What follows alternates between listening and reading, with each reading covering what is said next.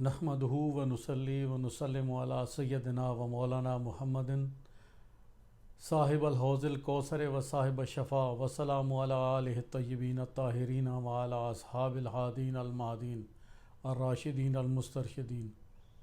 اما بعد فاعوذ باللہ من الشیطان الرجیم. بسم اللہ الرحمن الرحیم. انما یرید اللہ لیذھب عنکم الرجس اہل البیت ویطہرکم تطہیرا. فقل تعالوا ندعو ابناءنا وابناءکم ونساءنا ونساءکم وانفسنا وانفسکم ثم نبتہل فنجعل لعنۃ اللہ علی الکاذبین. صدق اللہ العظیم. لی خمسۃ اطفی بہا خر الوباء الحاتمہ المصطفیٰ والمرتضیٰ وابناہما والفاطمہ. اے علی، تجھ سے کوئی محبت نہیں رکھے گا مگر مومن، اور کوئی تجھ سے بغض نہیں رکھے گا مگر منافق.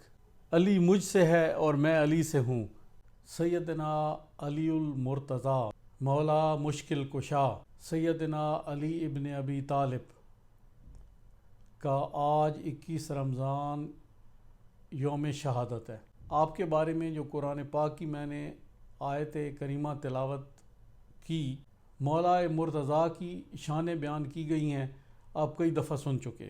حضور علیہ الصلاۃ والسلام کی احادیث مبارکہ من کنت مولاہ فعلی مولاہ اللہم وال من والاہ وعاد من عاداہ وانصر من نصرہ. اے علی، تمہاری میرے ساتھ وہی نسبت ہے جو ہارون علیہ السلام کی موسیٰ علیہ السلام کے ساتھ تھی. سیدنا مولا علی المرتضیٰ وہ ہستی ہیں جن کی تلوار سے اللہ نے اسلام کو غلبہ عطا فرمایا. سیدنا ابو طالب کا وہ خاندان ہے جن کے شہزادے مولا علی المرتضیٰ جناب جعفر طیار اور ان کے پوتوں حسن اور حسین اور ان کی ساری نسل پاک نے اسلام کے درخت کی آبیاری کے لیے اپنی جانوں کی قربانی دی، اور اس درخت کی آبیاری اپنے خون سے فرمائی. رسول اللہ صلی اللہ علیہ وآلہ وسلم کی پرورش سے لے کے جناب سیدنا ابو طالب رضی اللہ تعالی عنہ وعلیہم السلام کا شاب ابی طالب کی گھاٹیوں میں وہ قید و بند کی صحبتیں کاٹنا، حضور کی پرورش کرنا، حضور کا دفاع کرنا سب شامل ہے، اور تن من دھن حتیٰ کہ اپنی اولادیں تک قربان کر دیں. جو اسلام ہمارے پاس موجود ہے وہ اس خانوادے کی قربانیوں کی نسبت ہی موجود ہے. غزوہ بدر میں مولا علی کی تلوار سے عتبہ بن ربیعہ جو ابو سفیان کا سسر تھا، ولید بن عتبہ ابو سفیان کا سالہ تھا، ہند کا بھائی تھا، وہ واصل جہنم ہوا، اور شیبہ، یہ تینوں افراد حضرت حمزہ اور مولا علی کرم اللہ وجہ الکریم کی تلواروں سے واصل جہنم ہوئے. حضرت حمزہ سے انہوں نے بدلہ اس طرح لیا کہ اگلے ہی غزوہ میں احد میں امیر حمزہ سید الشہداء کو شہید کیا. ان کا کلیجہ ہند نے چبایا اور ان کی ناک اور کانوں کے ہار بنا کے وہ ناچتی ہوئی مکہ میں گئی. ان سے تو بدلہ لے لیا، لیکن ابو طالب کی اولاد نے مولا علی نے جو ان کو قتل کیا تھا اس کا قرض مولا علی علیہ السلام سمیت حضور کے نواسوں اور مولا علی کے شہزادوں جناب امام حسن اور امام حسین نے وہ قرض ادا کیا. ان کے بچوں تک کو ان کے سامنے ذبح کیا گیا. نہ علی اکبر بچا نہ علی اصغر بچا، اور خانوادہ رسول کی شہزادیوں کی عصمتیں پامال کی گئیں. ان کو ننگے سر بازاروں میں پھرایا گیا. یہ قرض کوئی اور ادا نہیں کر سکتا اس طرح جس طرح اس خانوادے نے ادا کیا ہے. آج چونکہ مولا علی کرم اللہ وجہ الکریم کی شہادت کا دن ہے، میں مختصراً واقعات بیان کرتا ہوں. اس دور کے مسلمانوں نے آپ کے ساتھ بہت بے وفائی کی. آپ کو شہر مدینہ چھوڑنے پہ مجبور کیا گیا اور آپ نے دارالحکومت کوفہ میں شفٹ کیا. لیکن کوفیوں کی جو حرکتیں تھیں وہ بالکل اس سے مختلف نہ تھیں جو سلوک انہوں نے امام حسین علیہ الصلاۃ والسلام کے ساتھ اپنے عہد کی بے وفائی کی صورت میں کیا تھا. مولا علی نے حضور کے ساتھ ہجرت فرمائی تھی اور انصار مدینہ کا سلوک کچھ اور تھا. آپ سمجھتے تھے کہ جب میں ہجرت کر کے وہاں جاؤں گا تو ان کا سلوک بھی شاید انصار مدینہ جیسا ہوگا، لیکن وہ 180 ڈگری اپوزٹ تھا ان کا سلوک۔ وہ بے وفا لوگ تھے، جنگ صفین میں بھی آپ کا اس طرح ساتھ نہ دیا جس طرح ان کو دینا چاہیے تھا۔ وہ جب قرآن نیزوں پہ لے کے آ گئے صلح کرنے کے لیے تو انہوں نے مولا علی کرم اللہ وجہ الکریم کو مجبور کیا کہ آپ صلح فرما لیں، تو آپ کو مجبوراً یہ کام کرنا پڑا۔ جب بسر بن ارتاد نے یمن پہ قبضہ کر لیا، یہ معاویہ بن ابی سفیان کا گورنر تھا، تو اس نے حضرت عبید اللہ بن عباس رضی اللہ تعالیٰ عنہ کے 2 شہزادوں کو، خانوادہ رسول کے وہ 2 شہزادوں کو، 2 بچوں کو بکرے کی طرح ذبح کر دیا۔ معصوم بچے تھے جن سے حضرت عبید اللہ بن عباس کی زوجہ اپنے حواس کھو بیٹھیں۔ ایک عورت نے بسر کو کہا تھا کہ دور جاہلیت میں بھی بچوں کے ساتھ اس طرح کا سلوک نہیں کیا جاتا تھا جو تم نے لوگوں نے مسلمان ہو کے کیا ہے۔ تو مولا علی کرم اللہ وجہ الکریم نے اعلان فرمایا کہ چلو اہل شام کے خلاف جا کے جہاد کرتے ہیں، اور آپ نے کوفہ کے باہر خیمہ لگا لیا۔ تو آپ یقین کریں کہ ساری رات گزر گئی، کوئی ایک آدمی بھی اس خیمے میں نہ آیا، آپ کا ساتھ نہ دیا۔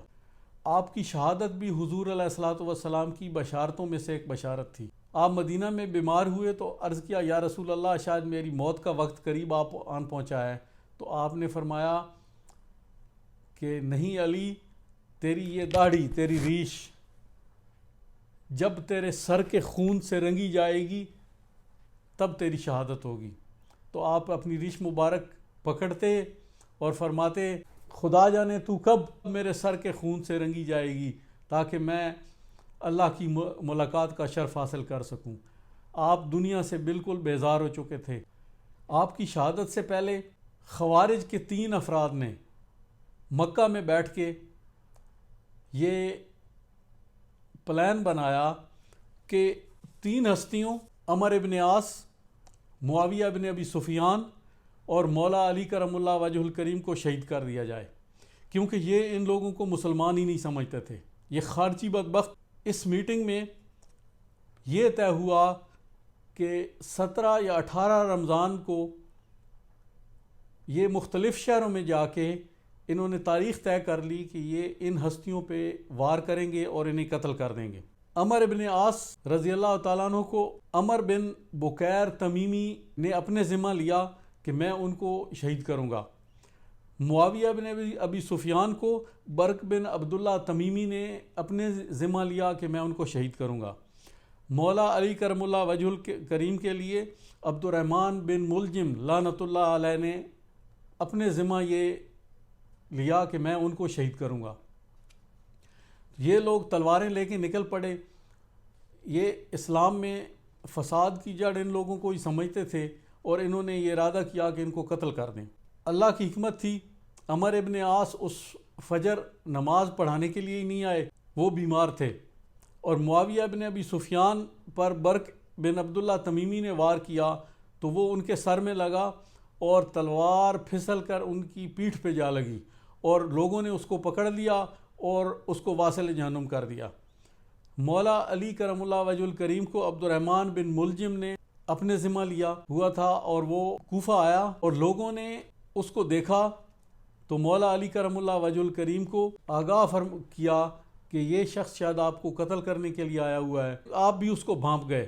آپ نے بھی جب اس کو دیکھا تو آپ نے بھانپ لیا کہ یہ اس کے ارادے ٹھیک نہیں ہیں۔ لوگوں نے چاہا کہ اس کو قتل کر دیں، پر آپ کا انصاف دیکھیں، آپ نے فرمایا کہ اس کو تم کیسے قتل کر سکتے ہو جب تک کہ کوئی جرم ہی نہیں کیا، میں تو قتل ہی نہیں ہوا، لیکن اگر تم اسے مار دو گے تو میں اللہ کی ملاقات کیسے کر سکوں گا، وہ فرمان رسول کیسے پورا ہوگا کہ میری داڑھی جو ہے وہ میرے سر کے خون سے رنگی جائے گی۔ 18 رمضان آپ تہجد کے لیے گھر سے نکلے اور کوفہ کی جامع مسجد میں آپ تشریف لائے۔ سیدنا حسن مجتبیٰ بھی آپ کے ساتھ حاضر ہوتے تھے، لیکن اس دن وہ تھوڑے لیٹ ہو گئے، کچھ دیر سے نکلے۔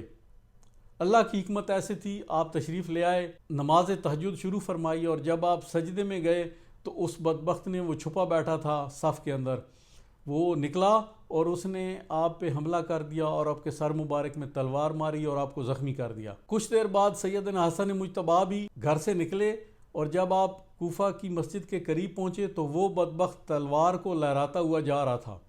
شیر کا بچہ بھی شیر ہوتا ہے، تو اس شیر کے بچے حسن مجتبیٰ نے اس تلوار والے عبد الرحمن ملجم کو پکڑ لیا اور اس کو اپنی چادر مبارک سے باندھ دیا۔ ان کو پتہ چل گیا کہ یہ کوئی کام کر کے جا رہا ہے۔ اس کی تلوار چمک رہی تھی اور اس پہ خون لگا ہوا تھا، چاند کی روشنی میں وہ تلوار چمک رہی تھی۔ لے کے آئے، مولا علی کرم اللہ وجہہ الکریم کی بارگاہ میں پیش کیا تو آپ نے فرمایا کہ اس کا خیال رکھنا، اس کو آرام سے رکھنا، اس کو نرم بستر دینا، اس کو وہ کھانا دینا جو تم خود کھاتے ہو۔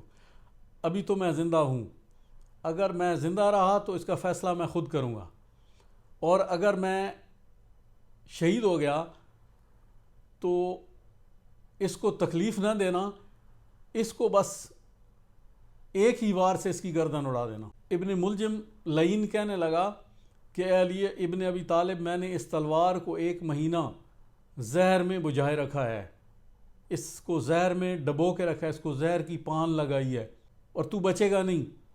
اور میں نے قسم کھائی تھی جب اس تلوار کو میں تیز کرتا تھا کہ اس تلوار سے تاریخ انسانی کا بدترین شخص قتل ہوگا۔ تو آپ نے فرمایا کہ تو نے سچ کہا تھا کہ اس تلوار سے تاریخ کا بدترین شخص قتل ہوگا اور وہ تو ہے۔ آپ 21 رمضان اس دار فانی سے کوچ فرما گئے۔ انا للہ و انا الیہ راجعون۔ آپ کا مزار مبارک نجف اشرف عراق میں ہے۔ آپ خلیفہ چہارم خلیفۃ رسول اللہ ہیں۔ آپ کا جنازہ سیدنا حسن مجتبیٰ نے پڑھایا۔ آپ کی شہادت کے بعد 5ویں خلیفہ راشد سیدنا حسن مجتبیٰ علیہ السلام بنے۔ مولا علی کی تلوار سے اللہ نے اسلام کو غلبہ بخشا۔ آپ کے جانثاران، آپ کے غلامان کی تعداد کم نہیں ہے، لیکن اسی حساب سے آپ کے دشمنوں کی تعداد بھی کم نہیں ہے۔ وہ جو بدر کے دشمن تھے، جنہوں نے بدلے لینے تھے اور لیے، کربلا تک لیے، ان کی نسل بھی، ان کے پیروکار آج بھی کھا تو علی کے گھر کا رہے ہیں، مگر جب بھونکنے کی باری آتی ہے تو بھونکتے بھی علی پہ ہیں، اور جن کو بھونکنے کی ہمت نہیں ہوتی وہ دشمنان علی کا ساتھ دیتے ہیں، وہ ان کے قصیدے گاتے ہوئے اور پڑھتے ہوئے آپ کو نظر آتے ہیں۔ اور کئی ایسے بدبخت بھی ہیں جو مولا علی کی نسل سے ہونے کا دعویٰ کرتے ہیں اور کھڑے بنو امیہ کے ساتھ ہیں، اور کئی ایسے بدبخت بھی ہیں جو دعویٰ تو کرتے ہیں مولا علی کی نسل اور ذریت ہونے کا، ان کی قصیدہ گوئی آپ سنیں تو وہ بنو امیہ کے قصیدے گا رہے ہوتے ہیں۔ اور یہ جو اولاد علی ہونے کے دعوے دار ہیں، اپنے آپ کو سادات کہنے کے دعوے کرتے ہیں اور جا کے کھڑے ہو جاتے ہیں دشمنان اہل بیت نبی کے ساتھ، دشمنان علی کے ساتھ۔